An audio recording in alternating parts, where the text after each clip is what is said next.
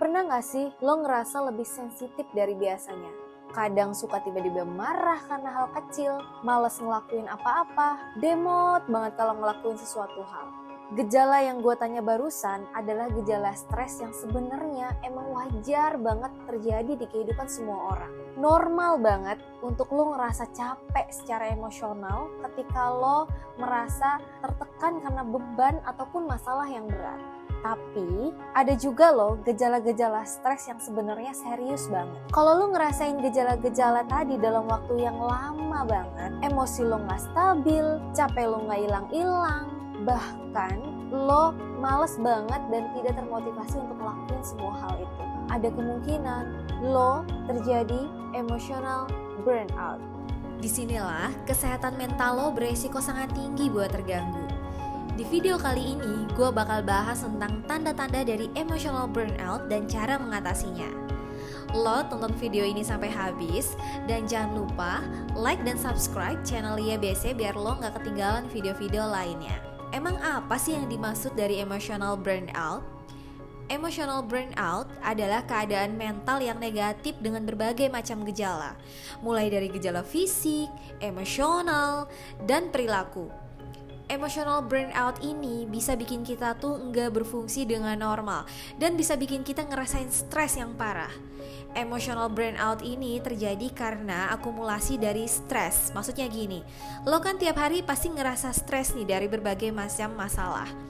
Ya, stres itu wajar lah ya. Ada masalah keluarga mungkin, karir, kampus, dan lain sebagainya. Nah, ketika stres ini menumpuk terus-terusan, ini yang bikin kita jadi ngerasain emotional burnout. Tanda-tandanya gimana? Pertama, lo ngerasain capek fisik yang parah, mau lo tidur, makan, liburan, apapun yang lo lakuin misalnya dirasa gak cukup untuk menghilangkan rasa capek lo.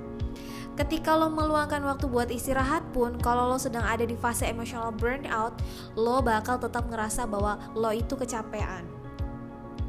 Biasanya, pola makan dan tidur lo jadi berubah. Misal, tiba-tiba jadi gak selera makan, gak bisa tidur nyenyak. Bahkan, kalau udah parah nih, kita mungkin jadi malas untuk ngelakuin hal-hal basic. Yang kedua, emosi lo bisa jadi sangat amat labil. Mungkin lo jadi cepet banget marah atau cepet banget sedih karena hal-hal kecil yang biasanya mungkin gak lo pusing-pusingin gitu sebelumnya.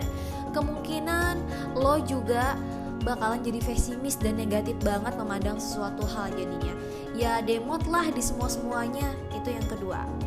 Yang ketiga, performa lo dalam bekerja atau belajar biasanya akan menurun drastis. Coba deh, lo pikir dan tanya lagi kira-kira tingkat kualitas dan kuantitas pekerjaan lo menurun gak sih akhir-akhir ini? Apa lo jadi gak produktif? Atau mungkin lo gak bisa berkonsentrasi? Menjauh dari interaksi sosial. Biasanya lo mungkin gak punya energi buat berinteraksi sama orang lain. Dan bisa termasuk teman-teman dekat atau keluarga juga. Menariknya, efek dari emotional burnout itu, efek dari menjauh justru membuat kita berpotensi terkena depresi. Dan bahkan berpotensi juga melakukan perilaku bunuh diri. Kenapa bisa kayak gitu? Karena sebenarnya yang menarik dari hubungan sosial itu bisa bikin banyak banget orang menderita karena kesepian. Memang rada kontradiktif sih.